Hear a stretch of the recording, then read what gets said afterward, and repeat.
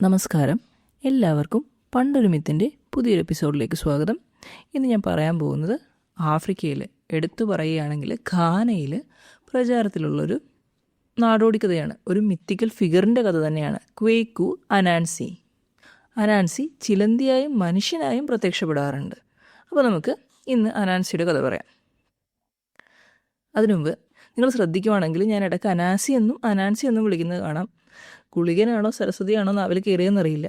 അപ്പോൾ നിങ്ങൾ ഇത്തവണത്തേക്കൊന്ന് ക്ഷമിക്കുക. നമുക്ക് തുടങ്ങാം.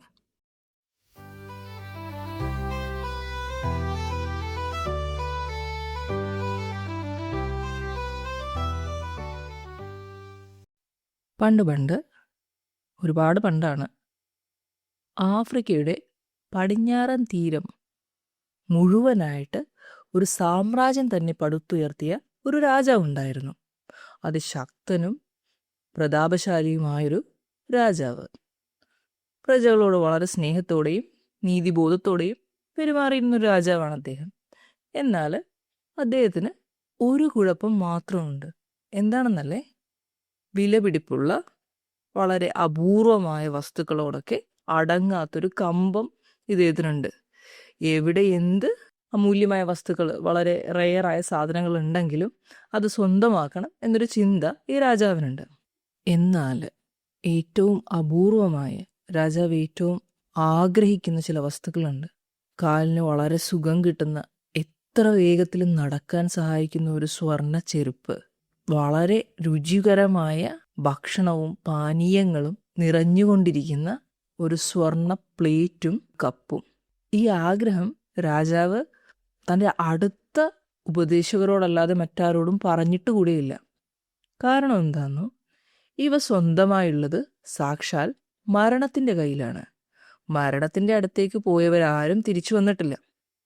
അതുകൊണ്ട് തന്നെ സ്വന്തം ആഗ്രഹം അങ്ങനെ അധികം ആരോടും പറയാതെ ഉള്ളിൽ രാജാവ് കൊണ്ടു നടക്കും.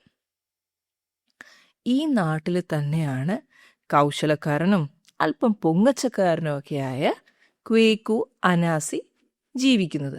ഒറ്റയ്ക്കല്ല, സ്വന്തം ഭാര്യയായ അസോയോടൊപ്പമാണ് അനാസി താമസിക്കുന്നത്. ഞാൻ പറഞ്ഞല്ലോ, കൗശലക്കാരനാണ്. ആർക്കെന്ത് പ്രശ്നം ഉണ്ടായാലും ആദ്യം ഓടിയെത്തുകയും ഒരു സൊല്യൂഷനൊക്കെ പറഞ്ഞു കൊടുക്കുകയൊക്കെ ചെയ്യുന്ന ആളാണ് അനാസി. അതുകൊണ്ട് തന്നെ വളരെ ധനവാനൊന്നും അല്ലെങ്കിലും കംഫർട്ടബിളായിട്ട്, സുഖകരമായിട്ട് അങ്ങ് ജീവിച്ചു പോകാനുള്ള വകയൊക്കെ അവരുണ്ടാക്കുന്നുണ്ട്. എന്നാലും ഞാൻ പറഞ്ഞല്ലോ, അനാസി ഒരു പൊങ്ങച്ചക്കാരൻ കൂടിയാണ്. എന്ത് പ്രശ്നം ഉണ്ടായാലും സൊല്യൂഷൻ ഉണ്ടാക്കാനുള്ള കഴിവുമുണ്ട്. എന്നാൽ ഒരു സൊല്യൂഷൻ ഉണ്ടാക്കി കഴിയുമ്പോൾ അതെല്ലാവരോടും പറഞ്ഞു നടക്കുന്നൊരു സ്വഭാവവും അനാസിക്കുണ്ട്. രാജാവിന് ഈ അനാസിയെ കണ്ണെടുത്താൽ കണ്ടുകൂടാ. വേറൊന്നുമല്ല, ഈ വീമ്പുറച്ചിൽ തന്നെ കാര്യം. അവൻ എന്നേക്കാ ബുദ്ധിയാന്നാ വിചാരം, എന്നേക്കാ മിടുക്കനാന്ന്. അവൻ ഇത്രക്ക് വലിയ മിടുക്കനാണോ? രാജാവിന് എങ്ങനെയെങ്കിലും അനാസിയെ ഒന്ന് ഒഴിവാക്കണം. അനാസിക്കോ, തനിക്ക് എന്തോരം ബുദ്ധിയാണ്, എന്ത് കഴിവാണ്, എത്ര പേരെയാ താൻ സഹായിച്ചിട്ടുള്ളത്, എന്നിട്ടും തനിക്ക് അതിനും മാത്രം സമ്പത്തൊന്നുമില്ലല്ലോ. ആ രാജാവ് എന്ത് ചെയ്തിട്ട് അയാൾക്ക് ഇത്ര സമ്പത്തുള്ളത്? ഇങ്ങനെയൊക്കെ ആലോചിച്ച് അനാസി രാജാവിനോടും അസൂയപ്പെടും. ഇതിങ്ങനെ തുടർന്നു പോവുകയാണ് വർഷങ്ങളായിട്ട്. അങ്ങനെ ഇരിക്കെ അനാസി ഒരു ദിവസം തീരുമാനിക്കും, ഇതിനൊരു മാറ്റം വരുത്തണം. എനിക്കും സ്വന്തമായിട്ട് കുറച്ച് പൈസയൊക്കെ ഉണ്ടാക്കണം, സുഖകരമായിട്ട് ആഡംബരമായിട്ട് ജീവിക്കണം. അതിനെന്ത് ചെയ്യണം? എളുപ്പവഴി രാജാവിനെ എങ്ങനെയെങ്കിലും പറ്റിച്ച് കുറച്ച് കാശുണ്ടാക്കുക എന്നുള്ളത് തന്നെയാണ്. അതിനുവേണ്ടി അനാസി എന്ത് ചെയ്യുമെന്ന് പറഞ്ഞു കഴിഞ്ഞാൽ, ഒരു ദിവസം വളരെ തിരക്കുള്ളൊരു ചന്തയിലേക്ക് അനാസി അങ്ങ് ഇറങ്ങി നടക്കും. നടന്നിട്ട് ഇങ്ങനെ വെയിറ്റ് ചെയ്തിരിക്കും. രാജാവിൻ്റെ പരിചാരകരും ഉപദേശകരും ഒക്കെ കറങ്ങുന്ന ചന്തയാണിത്. ഇവരെ കണ്ടു കഴിയുമ്പോഴേക്കും എല്ലാവരുടെ അറ്റൻഷനൊക്കെ കിട്ടുന്ന ഒരിടത്ത് ഒരു ചുവന്ന വർണ്ണക്കുടയുടെ കീഴിൽ അനാസി പോയി നിൽക്കും.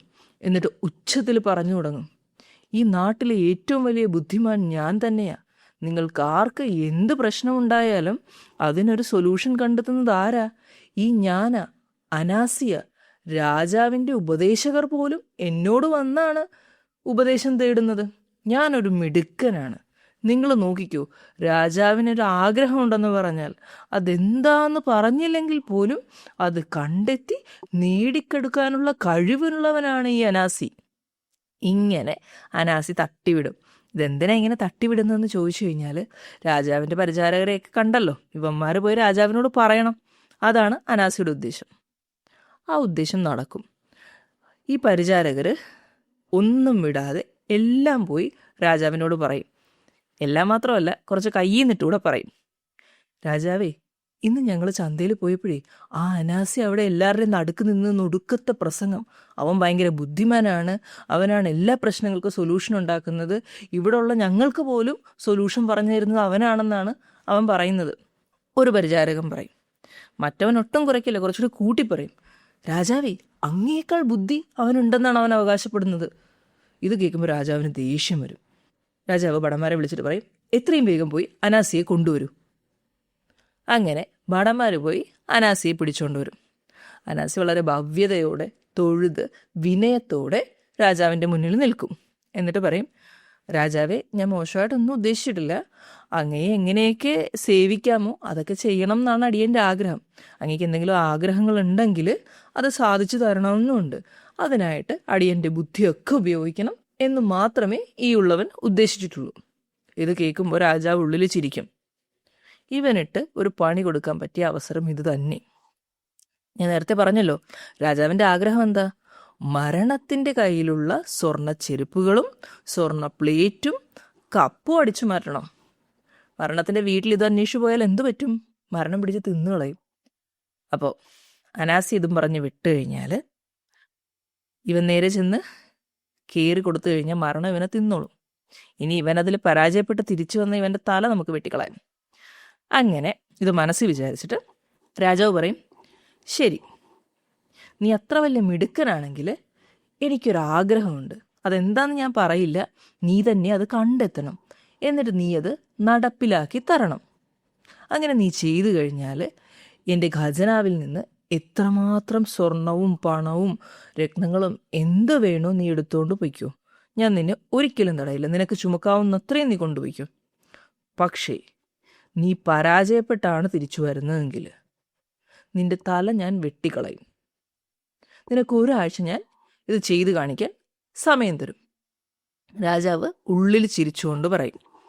അനാസി ഇത് കേൾക്കുമ്പോൾ ഞെട്ടി വിറയ്ക്കും, വിഷമിക്കും എന്നൊക്കെയാണ് രാജാവ് പ്രതീക്ഷിക്കുന്നത്.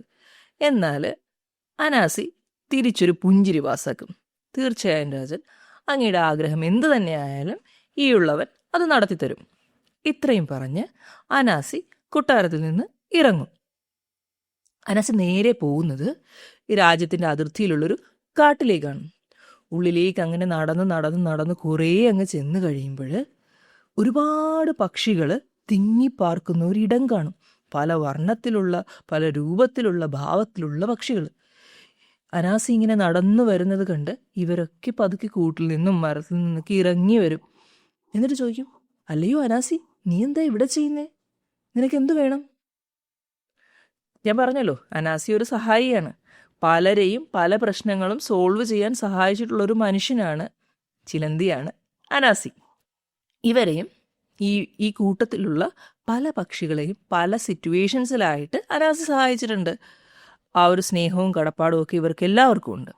അങ്ങനെ ഇവർ അനാസിയോട് എന്താണ് കാര്യമെന്ന് ചോദിക്കും.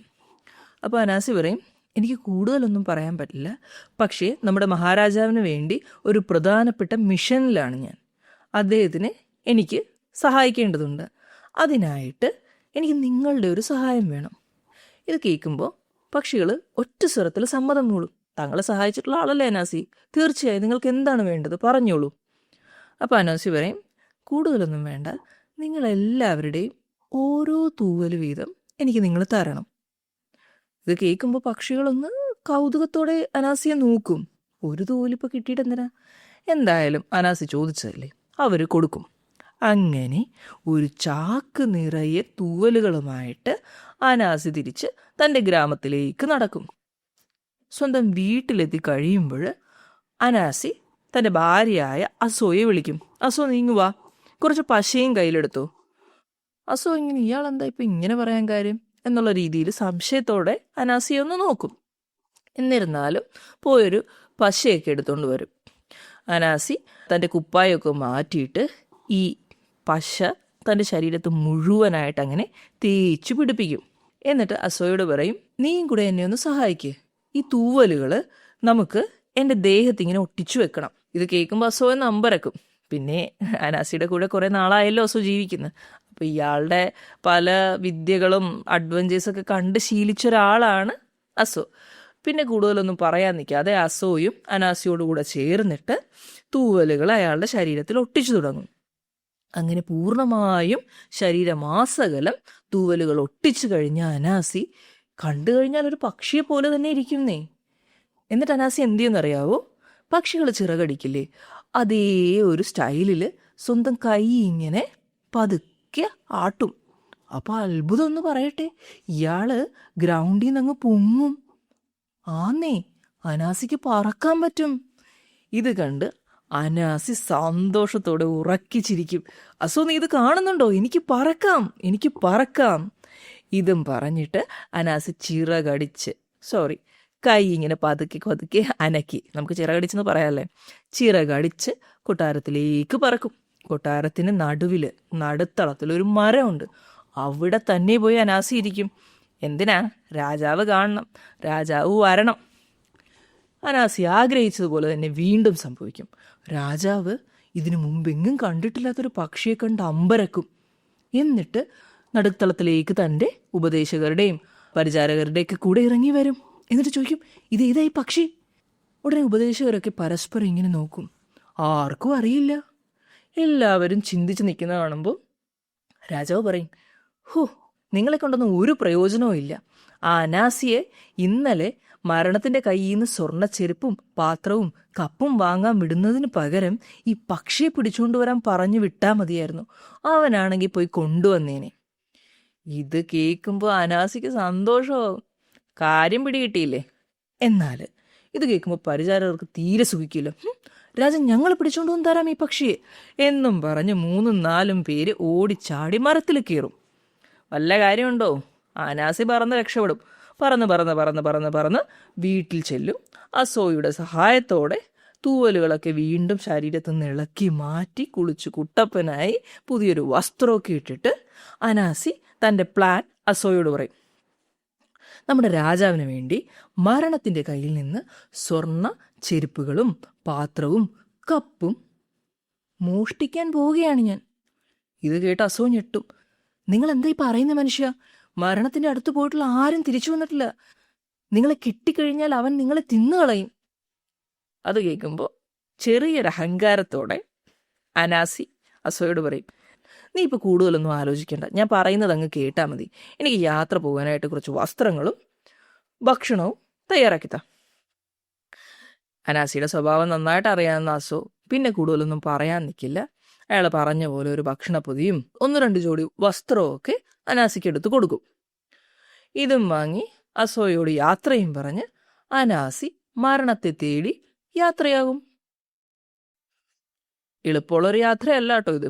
ഒരുപാട് ദൂരം അനാസി ഇങ്ങനെ നടക്കും. കാട്ടിലൂടെയും മലകളിലൂടെയും പുഴകൾ കടന്നും ഒക്കെ അനാസി നടക്കും. അങ്ങനെ നടന്ന് കുറേ അങ്ങ് എത്തുമ്പോഴേ അനാസിക്ക് വിശന്നു തുടങ്ങും. അനാസി പതുക്കെ ഒരു അരുവിയുടെ അരികിൽ ഒരു മരത്തടി കിടക്കുന്നുണ്ടായിരുന്നു. അതിന് മേലങ്ങ് ഇരുന്നിട്ട് സ്വന്തം ഭക്ഷണപ്പൊതി അങ്ങ് തുറന്ന് പതുക്കെ കഴിച്ചു തുടങ്ങും. എന്താ ഒരു മണമെന്നറിയാവോ? ഈ മണം കേട്ട് ആര് വരും? ആര് കൊതി വിടും? വേറെ ആരുമല്ലെന്നേ, ഈ അരുവിക്ക് തന്നെ ഇത് കേട്ടിട്ട് കൊതിയാവും.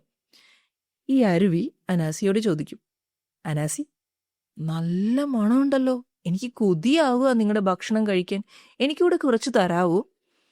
ഇത് കേൾക്കുമ്പോൾ അനാസിക്ക് അത്ര ഇഷ്ടപ്പെടുമൊന്നുമില്ല. ഞാൻ വീട്ടിൽ നിന്ന് ഭക്ഷണം കൊണ്ടുവന്ന് എനിക്ക് കഴിക്കാനാ, അല്ലാതെ കണ്ട അരുവിക്ക് കൊടുക്കാനല്ല. എന്നാലും ഞാൻ പറഞ്ഞല്ലോ, അനാസി ഒരു മിടുക്കനാ, ബുദ്ധിമാനാ. അവൻ ആലോചിക്കും, ഇപ്പം ഇത്തിരി ഭക്ഷണം അരുവിക്ക് കൊടുത്തു കഴിഞ്ഞാൽ അതിൻ്റെ ഒരു നന്ദിയും കടപ്പാടും ഇവക്ക് എന്നോടുണ്ടാവും. പിന്നീട് എന്തെങ്കിലും ഒരു ആപത്തിന് സഹായം ചോദിക്കാമല്ലോ. അങ്ങനെ വിചാരിച്ചിട്ട് അരുവിക്ക് കുറച്ച് ഭക്ഷണം എടുത്ത് അനാസി ഇട്ട് കൊടുക്കും. അരുവി അത് രുചിയോടെ കഴിക്കും. എന്നിട്ട് അനാസിക്കൊരു നന്ദിയും പറയും. ഇത് കേൾക്കുമ്പോൾ അനാസി പറയും, നീ ഒരൊറ്റ കാര്യം മാത്രം ചെയ്താൽ മതി. ഞാൻ എപ്പോഴാണോ ഈ വഴി തിരിച്ചു വരുന്നത് ആ സമയത്ത് നീ എനിക്ക് ഞാൻ ചോദിക്കുന്നൊരു സഹായം ചെയ്തു തരണം. ഒരൊറ്റ കാര്യം, ആ ഒരു കാര്യം നീ സമ്മതിക്കണം. ഇത് കേൾക്കുന്ന അരുവി കൂടുതലൊന്നും മറിച്ച് ആലോചിക്കാതെ അപ്പം തന്നെ ഓക്കെ അടിക്കും. അനാസി ഹാപ്പിയാകും. വീണ്ടും ഇങ്ങനെ നടന്ന് നടന്ന് നടന്ന് നടന്ന് പോയിക്കൊണ്ടിരിക്കുമ്പോഴേ എന്തോ ഒന്ന് അനാസിയുടെ കാലിലൊക്കെ നിരയ്ക്കുന്നു, കടിക്കുന്നു, മേത്ത് കയറുന്നു. ഹോഫ്, എന്താ ഒരു അസ്വസ്ഥത, എന്താ അത്? അനാസി ഇങ്ങനെ കുടഞ്ഞിട്ട് നോക്കുമ്പോഴേ കുറേ അധികം തീയുറുമ്പുകൾ. നിങ്ങൾ എന്താ ചെയ്യുന്നേ ഇത്? അനാസി ദേഷ്യപ്പെടും. അപ്പോൾ ഉറുമ്പുകളുടെ നേതാവ് അനാസിയോട് പറയും, അനാസി, നിങ്ങൾ ഞങ്ങളോട് ക്ഷമിക്കണം. നിങ്ങളുടെ ആ പൊതിയിൽ നിന്ന് വളരെ കൊതിയൂർന്ന മണമാണ് വരുന്നത്. അത് കേട്ടിട്ട് ഞങ്ങൾക്ക് കൊതിയാവുക. നിങ്ങളുടെ ഭക്ഷണത്തിൽ നിന്ന് കുറച്ച് ഞങ്ങൾക്കും തരുമോ? വീണ്ടും അനാസിക്ക് ഇഷ്ടമൊന്നുമില്ല കൊടുക്കാൻ, അസുഖം തനിക്ക് കൊടുത്ത വയസ്സല്ലേ. എന്നാലും ഇവരെയും സഹായിച്ചാൽ ഭാവിയിൽ ഉപകാരം ഉണ്ടാകാം എന്ന് അനാസിക്കറിയാം. അനാസി എന്തു ചെയ്യും? കുറച്ച് ഭക്ഷണം എടുത്ത് ഈ ഉറുമ്പും കൂട്ടത്തിനും കൊടുക്കും. അവർ സന്തോഷത്തോടെ ഇത് തട്ടിവിടും.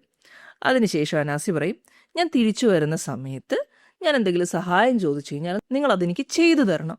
ഒരൊറ്റ കാര്യം മാത്രമേ നിങ്ങളോട് എനിക്ക് പറയാനുള്ളൂ. ഉറുമ്പുകൾ അപ്പം തന്നെ വളരെ സന്തോഷത്തോടെ ഓക്കെ അടിച്ചിടും. ശരി അനാസി, നിങ്ങൾ എന്ത് പറഞ്ഞാലും നിങ്ങൾ തിരിച്ചു വരുന്ന സമയത്ത് ഞങ്ങൾ തീർച്ചയായും നിങ്ങൾക്ക് ചെയ്തു തരും. ഇത്രയും കേട്ടിട്ട് സന്തോഷമായി അനാസി വീണ്ടും നടന്നു തുടങ്ങും. അങ്ങനെ നടന്ന് നടന്ന് നടന്ന് കുറേ അങ്ങ് ചെല്ലുമ്പോഴേ ഒരു കാട്. അനാസി ചുറ്റും നോക്കും. കുറേ ആയില്ലേ നടക്കുന്നു. സന്ധ്യ ആയിട്ടുണ്ടെന്നേ. സൂര്യൻ അങ്ങ് അസ്തമിച്ചു തുടങ്ങി. അധികം താമസിയാതെ ഇരുട്ട് വീഴും. എന്നാലും മരണത്തെ അന്വേഷിച്ചുള്ള യാത്രയല്ലേ, നടന്നല്ലേ വഴിയുള്ളൂ. അനാസി വീണ്ടും നടക്കും. അങ്ങനെ കാട്ടിനുള്ളിലേക്ക് കയറും.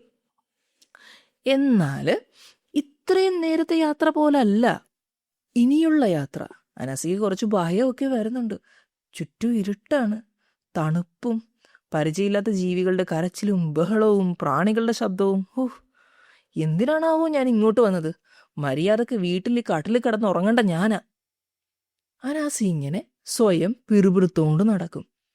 അതേസമയം വളരെ പതിഞ്ഞ ഭയപ്പെടുത്തുന്നൊരു ശബ്ദത്തിൽ ഒരു മറുപടി കേൾക്കും. നീ വിഷമിക്കണ്ട, അതിന് നമുക്ക് വഴിയുണ്ടാക്കാം. ഇത് കേട്ട അനാസി ഞെട്ടിത്തരിക്കും. അവന് ആ ശബ്ദത്തിൻ്റെ ഉടമയെ കാണുക പോലും വേണ്ട. അതിനു മുന്നേ മനസ്സിലാകും ഇത് സാക്ഷാൽ മരണം തന്നെയാണ്. അവൻ തിരിഞ്ഞു നോക്കുമ്പോഴുണ്ടല്ലോ, മരങ്ങൾക്കിടയിൽ നിന്ന് ചാരനിറമുള്ള കണ്ണുകളോടുകൂടിയ മരണം ഇവൻ്റെ മുന്നിലേക്ക് ഇറങ്ങി വരും. അനാസി ഒന്ന് ഞെട്ടും. എന്നാൽ അവൻ പ്രതീക്ഷിക്കും പോലെ മരണം ഇവനെ ഭയപ്പെടുത്താനൊന്നും നോക്കില്ല. ശരിക്കും പറഞ്ഞാലേ അനാസിയെ അത്ഭുതപ്പെടുത്തിക്കൊണ്ട് മരണത്തിന് സന്തോഷമാ. അനാസി, നിങ്ങൾ വന്നാലും എന്നും പറഞ്ഞ് മരണം തൻ്റെ നീളമുള്ള കൈകൾ കൊണ്ട് ആ മരങ്ങളൊക്കെ അങ്ങ് പകുത്ത് മാറ്റി സ്വന്തം വീട് കാണിച്ചു കൊടുക്കും. കുറച്ച് പ്രത്യേകതയൊക്കെയുള്ള വീടാട്ടോ. അനാസി നോക്കുമ്പോൾ ജനലുകളൊന്നുമില്ല ഈ വീടിന്. നല്ല ഉയരവും. ചെറുതായിട്ടൊരു പന്തികേടൊക്കെ അടിക്കുമെങ്കിലും അനാസി മരണത്തിൻ്റെ കൂടെ നടന്നു തുടങ്ങും.